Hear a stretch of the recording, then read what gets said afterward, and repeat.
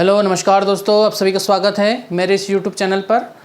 आज जो हम चर्चा करने वाले हैं वो है फास्फोरस और पोटेशियम के यौगीकरण के बारे में बात करेंगे।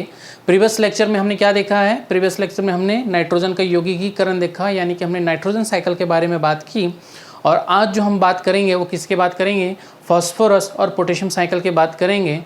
और इस तरह जो होगा ये मृदा का लास्ट सेगमेंट है और ये हमारा सिलेबस का जो मृदा वाला पोर्शन है उसका लास्ट टॉपिक है। तो आइए देखते हैं कि फास्फोरस का फिक्सेशन कैसे हो रहा है। तो आप पाएंगे कि जैसे कि हम नाइट्रोजन जो है हमने देखा नाइट्रोजन क्या होता है, फ्रीली एटमॉस्फेयर में अवेलेबल है। पर अगर आप फास्फोरस को देखा जाए तो फास्फोरस जो है वो आपको वायुमंडल में प्रेजेंट नहीं होता है। तो इसकी उपलब्धता सॉइल में कहाँ से होती है ये समझना है। तो देखिए कि जो सॉइल में आपको फास्फोरस मिलता है वो एक्चुअल में हमको चट्टानों के अपरदन और अपक्षयन के परिणाम स्वरूप मिलता है। ठीक, चट्टानों के अपरदन और अपक्षयन के परिणाम स्वरूप यह फॉस्फेट के फॉर्म में, ठीक, H2PO4- के फॉर्म में क्या होगा? सॉइल में ऐड होगा। H2PO4- के फॉर्म में सॉइल में ऐड होता है। तो इस साइकिल को देखते हैं। पहले ये देख लीजिए कि कोई भी सॉइल में अगर वो सॉइल एसिडिक है तो वहाँ जो फास्फोरस प्रेजेंट होगा वो किसके फॉर्म में होगा? H2PO4- के फॉर्म में होगा। अगर वो न्यूट्रल है तो HPO4- के फॉर्म में होगा। और बेस में है तो क्या होगा? PO4- के फॉर्म में उपस्थित होगा। ठीक, अब हम लोग को समझना है कि नाइट्रोजन ये जो फास्फोरस का साइकिल कैसे रन कर रहा है। तो देखिए मैंने क्या कहा कि जो फास्फोरस होता है वो वायुमंडल में फ्रीली प्रेजेंट नहीं होता है। सॉइल में जो भी फास्फोरस हमको मिल रहा है वो किसके कारण मिला है? इस चट्टानों के अपरदन और अपक्षयन के परिणाम स्वरूप ये फास्फेट के फॉर्म में सॉइल में मिलता है। ठीक, एज वेल एज यही चट्टान से क्या होगा? लीच आउट होके चट्टानों का अपरदन और अपक्षयन के परिणाम स्वरूप ये किस में जाएगा? मरीन में जाएगा, यानी कि समुद्र में भी जाएगा। इसको बाद में देखते हैं। पहले ये समझिए कि सॉइल में अब हमको क्या मिल रहा है? फॉस्फेट मिल रहा है। ठीक, फॉस्फेट के फॉर्म में मिल रहा है और ये प्लांट के लिए बहुत ही यूज़फुल है। अगर आप देखें सॉइल में जो हमारा अवेलेबल फॉर्म है फॉस्फेट का वो जनरली न्यूट्रल होता है। 6 to 7 pH पे जो फॉस्फेट हमको मिलता है वही प्लांट के लिए सबसे अच्छा फॉस्फेट होता है। ठीक, और प्लांट उसी फॉस्फेट को यूज़ करती हैं। तो सॉइल से क्या लेगा इसको? यह जो फॉस्फेट है अब कौन एब्जॉर्ब करेगा? प्लांट एब्जॉर्ब करेगा। ठीक, सॉइल से यह फॉस्फेट प्लांट एब्जॉर्ब करेगा और फिर प्लांट को यूटिलाइज करके एनिमल में पहुंचेगा ये फास्फोरस। उसके बाद ये क्या होगा? ये रिसाइकल होगा। कैसे? कि एनिमल का जो यूरिन है और वेस्ट है उसके माध्यम से ये फिर किस में पहुंचेगा? सॉइल में। उस यूरिन और वेस्ट का डिकम्पोजिशन होने के कारण यह जो फॉस्फेट है वापस सॉइल में पहुंच जाएगा। तो इस तरह से ये क्या चल रहा है? साइकिल चल रहा है। दूसरी बात, यह जो प्लांट है या एनिमल है उसका जब डेथ होगा तो उसका क्या होगा? डिकम्पोजिशन होगा। उस डिकम्पोजिशन से भी प्लांट सॉइल में क्या आएगा? आपका फास्फोरस आएगा। ठीक है, और क्या होगा? एक चीज़ और देखिए कि यहाँ सॉइल है, ज़्यादा वर्षा होगा तो क्या होगा? सॉइल लीच आउट होता है और लीच आउट होने के कारण यहाँ जो फास्फोरस है वो क्या करेगा? रिस कर नीचे चला जाएगा। नीचे क्या होता है? आपका चट्टान होता है और उन चट्टानों में ये फिर से पहुँच जाता है। ठीक, उन चट्टानों में ये फिर से पहुंच जाता है लीच आउट होकर। दूसरी बात, मैंने कहा कि जब चट्टानों का अपरदन अपक्षयन होता है तो ऐसा तो है नहीं कि सिर्फ लैंड पे जा रहा है, मरीन पे भी जाता है, समुद्र पे जाता है। तो ये क्या होगा?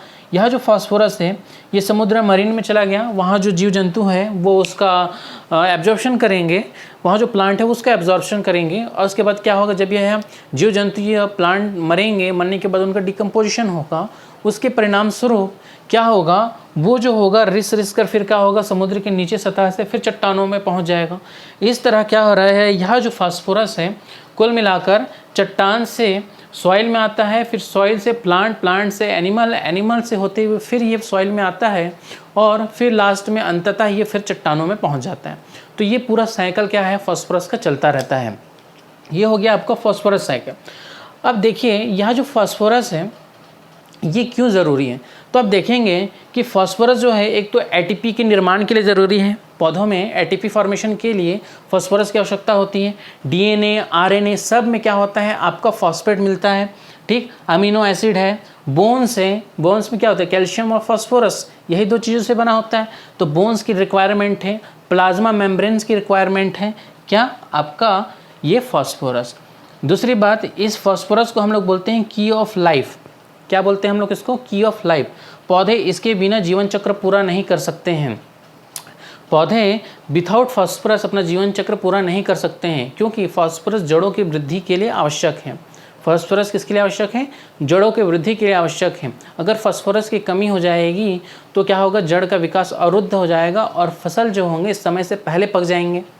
तो इस तरह जो होता है फास्फोरस पूरा क्या करता है, प्लांट साइकिल को प्रभावित करता है। यही है आपका फास्फोरस का यौगीकरण या फिक्सेशन। अब हमको जो देखना है वो क्या है, पोटेशियम का यौगीकरण और फिक्सेशन, वो देखते हैं।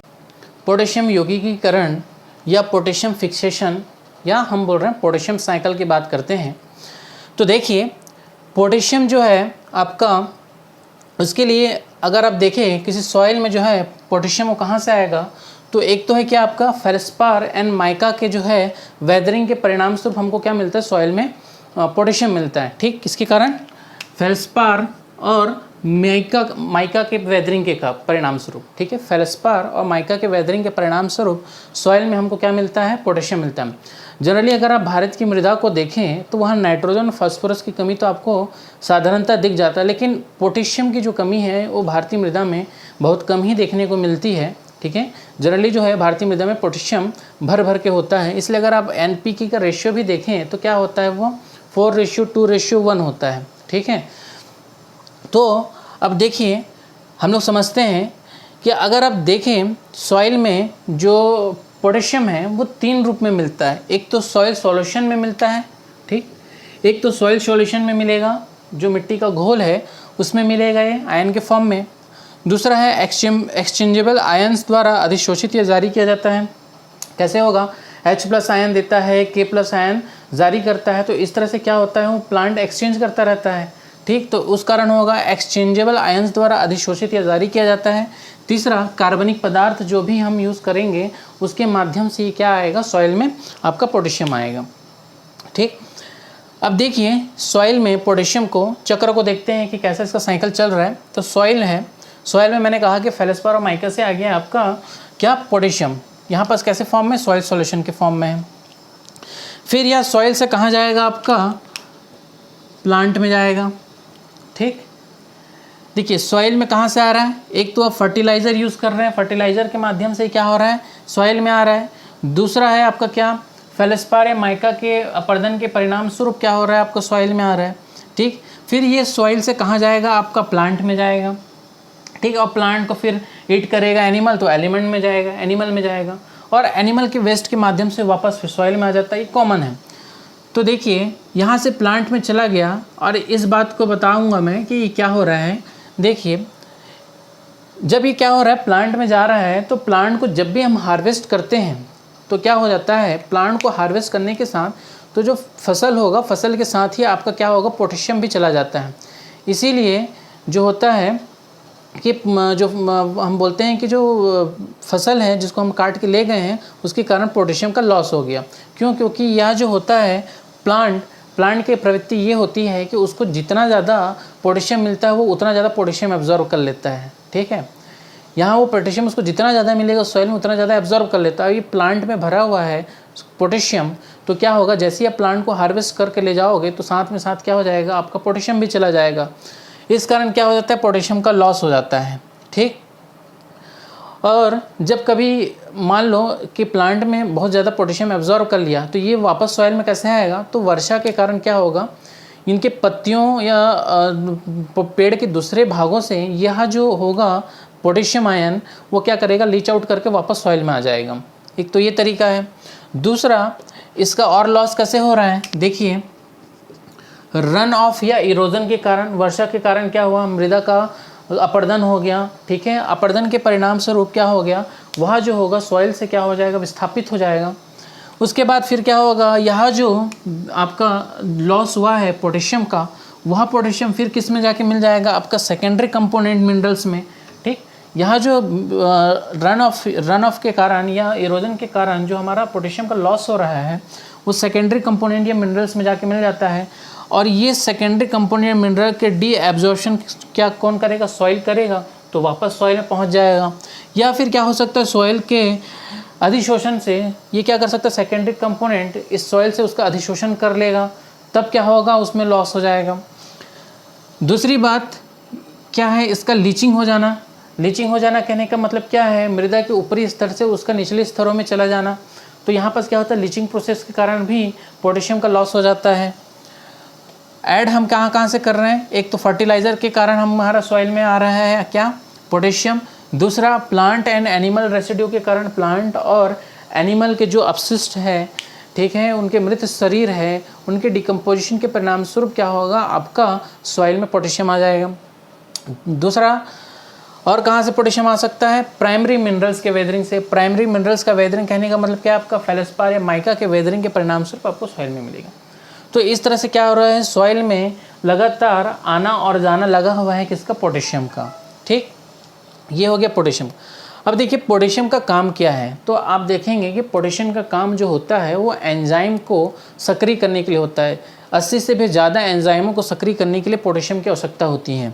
ठीक, पौधों की कठोरता, सूखा सहिष्णुता और रोग प्रतिरोधक क्षमता में सुधार करता है। ठीक, ये क्या कर रहा है, आपका पौधों को कठोरता प्रदान करेगा और ड्राई समय में उसको सहिष्णुता देगा और रोग प्रतिरोधक क्षमता में सुधार करता है। सेंट्रल नर्वस सिस्टम को विनियमित करता है, एज वेल एज रक्त वाहिकाओं को स्वस्थ बनाए रखने में मदद करता है। कौन, पोटेशियम। दूसरा है, चौथा है आपका ऑस्मो रेगुलेशन और स्टोमेटल मूवमेंट को नियंत्रित करता है। आपको पता है कि स्टोमेटा की ओपनिंग में जो की फैक्टर होता है वो होता है आपका पोटेशियम आयन। जब पोटेशियम आयन आता है तभी क्या होता है, वहाँ पास आपका जो स्टोमेटा है वो टर्जिट होगा और फिर क्या होगा, वो ओपन होगा। तो पोटेशियम आयन क्या है, आपको ज़रूरी है स्टोमेटल मूवमेंट के लिए। ठीक, और इसका हानि क्या है, अगर K+ की मात्रा बहुत ज़्यादा हो जाती है तो क्या होगा, कैल्शियम और मैग्नीशियम के तेज प्रभाव को रोक देता है। प्लांट में जो कैल्शियम और मैग्नीशियम का फ्लो होता रहेगा उसको क्या कर देता है, ये बाधित कर देता है, कौन सा, पोटेशियम। ठीक, और बहुत ज़्यादा पोटेशियम जो है तो वो क्या होता है, प्लांट उतना ही ज़्यादा पोटेशियम एब्जॉर्ब भी कर लेता है, और एब्जॉर्ब करेगा तो उसके पत्तियों के माध्यम से वर्षा के जल द्वारा वापस किस में आ जाएगा, सॉइल में आ जाएगा। ठीक, तो जो सॉइल होता है, जो प्लांट होता है, जितना उसको नाइट्रोजन की आवश्यकता होती है उतना ही उसको पोटेशियम की भी आवश्यकता होती है, इसलिए समान मात्रा में एब्जॉर्ब कर लेता है। सुधार के लिए क्या कर सकते हैं हम लोग, पोल्ट्री खाद या लकड़ी राख का इस्तेमाल करते हैं। ज़मीन में सुधार करने के लिए हम लोग पोल्ट्री खाद या लकड़ी राख का इस्तेमाल करते हैं पोटेशियम की कमी को दूर करने के लिए, तो ये रहा आपका पोटेशियम का यौगिकीकरण जो हमको समझना था। तो यहाँ तक हमारा सॉइल का जो दिया गया सिलेबस में जो पार्ट था, एक कंप्लीट पार्ट, वो हमारा ख़त्म होता है।